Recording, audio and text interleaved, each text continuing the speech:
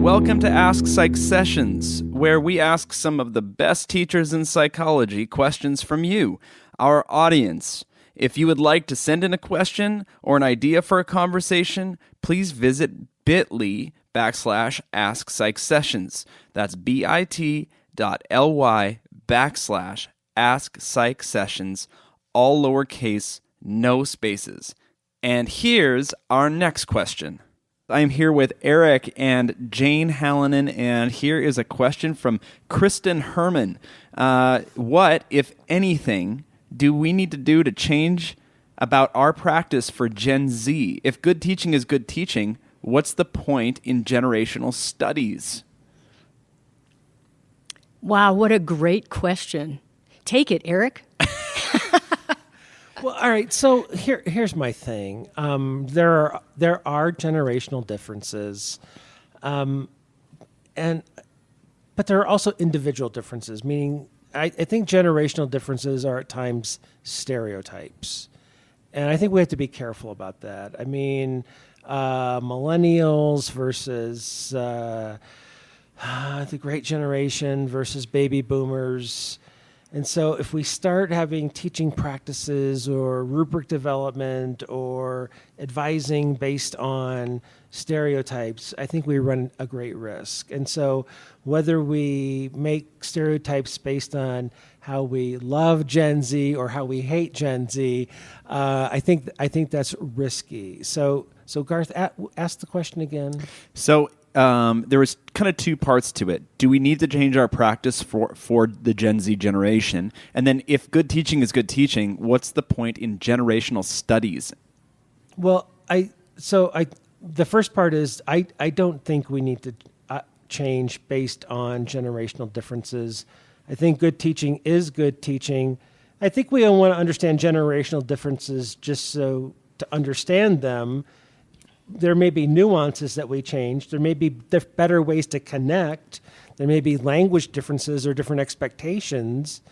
But still, Pooja Argawal was here today talking about, here at this conference, talking about retrieval practice and spacing and interleaving. We're going to do that with Gen Z just like we would do it with millennials. So I don't think we change that based on the generation. Yeah, and I would take the second part of the question, is the notion of generational cohorts, does it have validity for us? And I have to say there's some intuitive appeal to trying to look at general characteristics of students, even though not all students will fit in. I've had some interesting conversations in the past couple of weeks about incoming students feeling different than students in the past. And if you penetrate that, the discussions tend to be not as much respect for authority, which means that maybe your teaching practices will have to be tweaked a little bit because you're not going to be able to expect that your word carries the weight with these students that it does with other students. But I would agree with Eric that if you are teaching well, the techniques that you're using to teach would likely overcome generational differences. I think it just means that we're confronted with different kinds of problems. So when I started teaching 100 years ago, feels like, the kind of distractibility that students demonstrated was talking off task.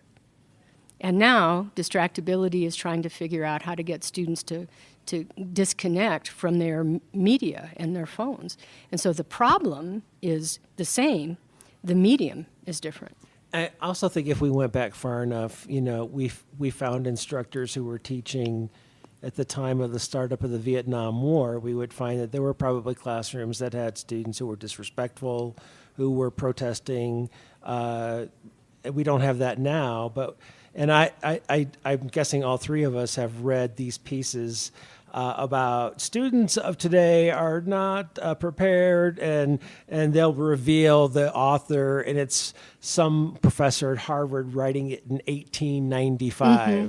So these complaints about the generation have been happening since people have been identifying generations. So. Well, and I just recently completed an article with my co-author Dana Dunn on generational differences and how do we respond to them, focusing on Generation Z. And we explored what faculty were finding difficult about teaching this group, but we also began to speculate if we were overhearing conversations from Gen Z about what they would complain about us, it would be equally informative. And my favorite example of that was, for God's sake, can't you understand how to drive your own technology? And what was the title of that, the proposed title of that article? Well, again? it's been changed by a really smart editor, and so it's in process. We're not quite done with it, but we really would have gotten in trouble with the original title that we had.